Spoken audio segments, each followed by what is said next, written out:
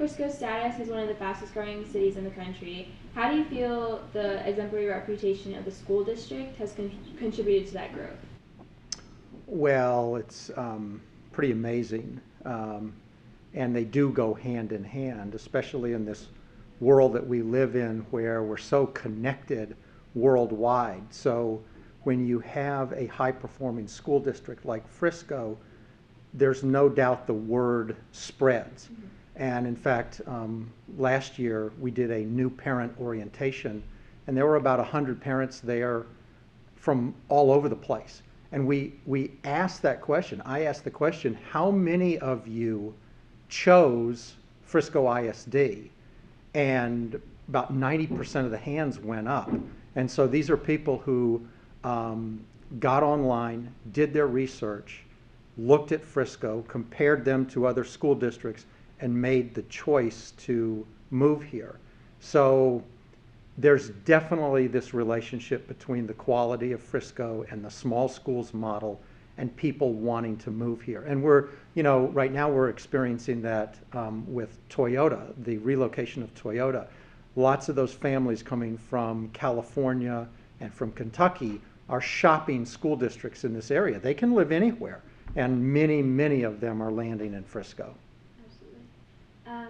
So with the district growth and new students and families arriving with the establishment of the STAR and the $5 billion mile, how does the district plan to deal with this growth? Like, is it feasible to keep opening schools for new students coming in? Yeah, it's a great question.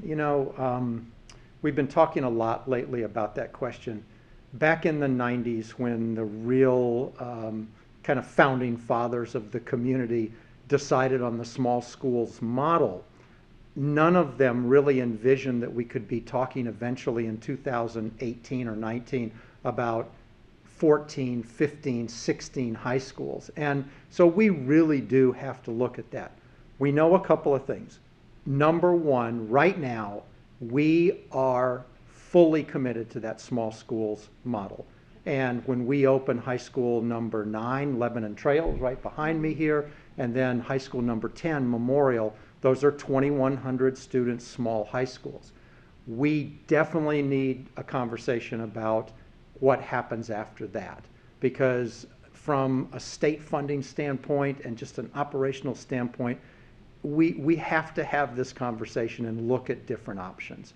And it's not today. Today it's a commitment to the 5A model, but it is a conversation down the road for sure. As for the partnership with the Cowboys and the construction of the STAR, how do you feel these actions will benefit Frisco ISD specifically? Well, it's just amazingly exciting. The buzz around the STAR, as you know, is something that all of us who live in Frisco are going to celebrate. It's a great partnership.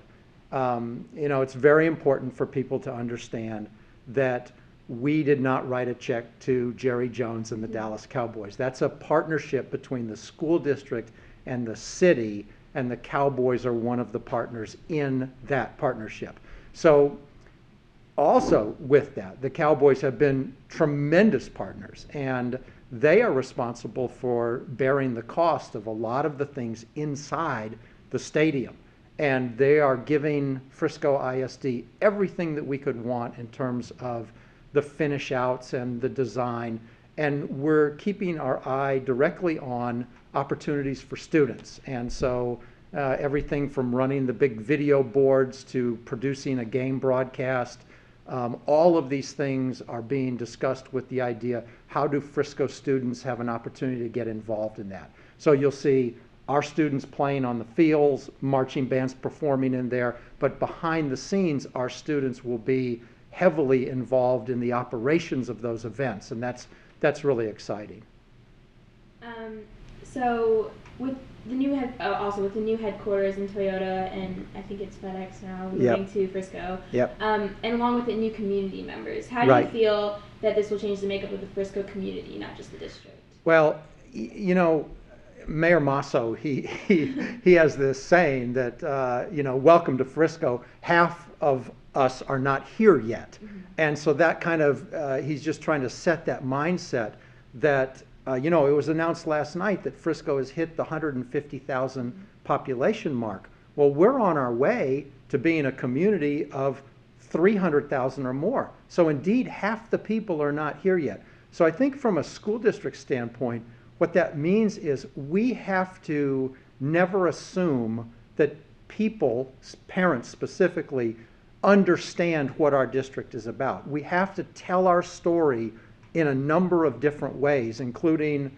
multimedia, tweets, Facebook, all of that. We've got to constantly present the opportunities and the resources that we have as a district and never assume that people get what we're about and what we're doing.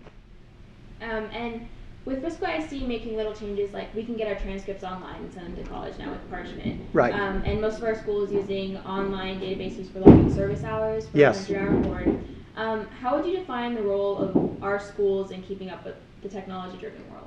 Oh, it's a constant both challenge, but it's a constant opportunity. And you named a couple of great applications of technology. I mean, the online transcripting thing is going to make everyone's life better, and especially our counselors who, don't have to run these copy machines and do all of that legwork. So that's a big effort in Frisco, is to look for technology solutions that make us more efficient.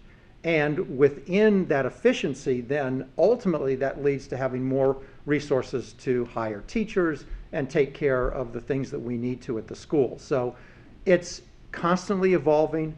It's a constant challenge, but we have really good people who are looking at solutions for all of these kinds of things and making good decisions about systems and programs that really do the job. And we'll continue to look at those.